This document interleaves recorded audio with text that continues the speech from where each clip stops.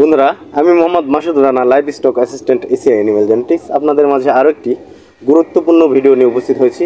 আজকের আলোচ্য বিষয় খামারিদের বর্তমান সময়ের আতঙ্ক, সেটি হচ্ছে লাম্পি স্কিন ডিজিজ।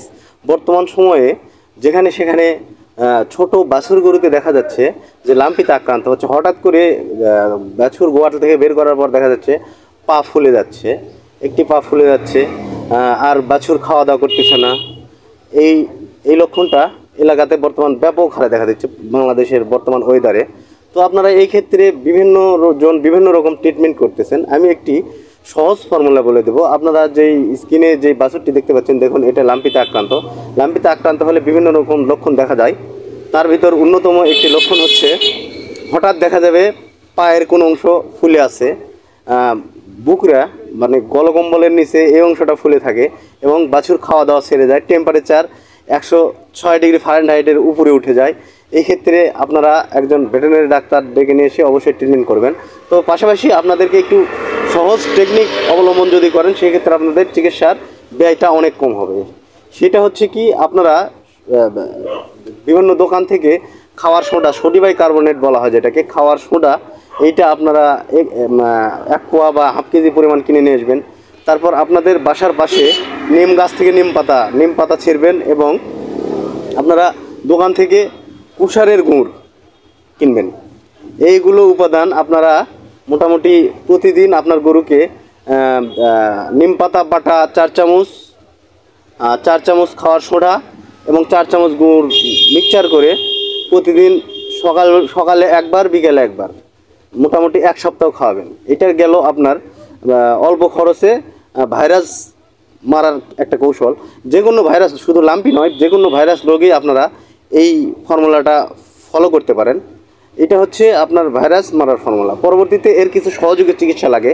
যখন লাম্পিতে আক্রান্ত হয় একটি বাছুরের প্রচণ্ড জ্বর থাকে, এই জ্বর কমানোর জন্য আপনারা সিম্পল প্যারাসিটামল ব্যবহার করতে পারেন। আর যদি অতিরিক্ত তাপমাত্রা থাকে, আপনারা বাছুরের গায়ে অথবা মাথায় পানি ঢালবেন। পর্যাপ্ত পরিমাণ পানি ঢাললে জ্বর নেমে যাবে, সেই ক্ষেত্রে বাছুরের কাঁপটা কমে যাবে।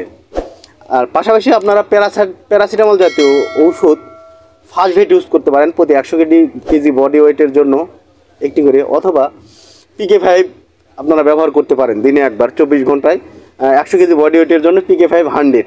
আর যেগুলো শঙ্কর জাতের গাভী আছে, এগুলোর জন্য PK5 500 mg অবশ্যই আপনারা ব্যবহার করবেন। পাশাপাশি আপনারা অবশ্যই মাথায় রাখবেন যে লাম্পি একটি ভাইরাস জনিত রোগ। যে কোনো ভাইরাস, শুধু লাম্পি নয়, যে কোনো ভাইরাসে আমরা কেউই অ্যান্টিবায়োটিক ইউজ করব না। এক্ষেত্রে আমরা অ্যান্টিহিস্টামিন ব্যবহার করতে পারি, ফেনাডিল জাতীয় কিছু অ্যান্টিহিস্টামিন এখানে আমরা ইউজ করতে পারি। পাশাপাশি আমরা যেহেতু ইডিমা হয়, ফুলে যায়, পা ফুলে যায়, কিডনি বিকল হয়, লাম্পিতে গরু কেটে যাওয়া বা মরে যাওয়ার মরালিটির গুরুত্বপূর্ণ একটি কারণ হচ্ছে কিডনি বিকল হয়ে যাওয়া। কিডনি বিকল হয়ে শরীরের বিভিন্ন অংশে রস জমে এবং কিডনি কাজ করে না, এক্ষেত্রে ওই গরুটি মারা যায়। তাই আমরা চিকিৎসার শুরু থেকেই ভালো মানের একটি কিডনি টনিক ইউজ করতে পারি। এক্ষেত্রে আমরা অপশনের ফার্মার ইউরিনেক্স এই কিডনি টনিকটি ইউজ করতে পারি প্রতি 100 কেজি বডি ওয়েটের জন্য। আমরা এই কিডনি টনিক আমরা মোটামুটি 15 থেকে 20 মিলি প্রতিদিন একবার করে খাওয়াবো, যাতে কিডনি বিকল না হয়। পাশাপাশি আমরা এটা যদি না পাওয়া যায়, সেক্ষেত্রে আমরা এসকেপ, বাংলাদেশে আরও একটি কোম্পানি, সুনামধন্য কোম্পানি এসকেপের লোমিক্স ভেট, এটাও ইডিমা গাউটের ক্ষেত্রে ভালো কাজ করে। আপনারা ওই একই ডোজে, অর্থাৎ 100 কেজি বডি ওয়েটের জন্য 15 থেকে 20 মিলি প্রতিদিন একবার ব্যবহার করতে পারবেন। তো আমরা যারা খামারি আছি, আমরা অবশ্যই গবাদি পশুকে বছরে অন্তত একবার লাম্পি রোগের টিকা দেব, বিশেষ করে বাছুর। আর এই সকল রোগ মূলত বাছুরই বেশি আক্রান্ত হয়। আমরা যখন বড় গরুতে এই রোগ আক্রান্ত হলে মরালিটি অনেক কম। আমরা ফিল্ড লেভেলে চিকিৎসা করতে গিয়ে দেখি, বা আমরা যখন যাই, দেখা যায় যে আমাদের বাছুর রিকভারি করা খুবই কঠিন হয়ে যায়। তাই খামারিদের বলবো, আপনারা অবশ্যই লাম্পির ভ্যাকসিনটি দিয়ে নেবেন এবং সচেতন থাকবেন। গবাদি পশু লালন পালনের ক্ষেত্রে লাভবান হতে হলে অবশ্যই আপনাদের সকল টিকা নিয়মিত দিতে হবে। ধন্যবাদ। যারা আমার চ্যানেলটি সাবস্ক্রাইব করেননি, অবশ্যই সাবস্ক্রাইব করে পাশে থাকবেন।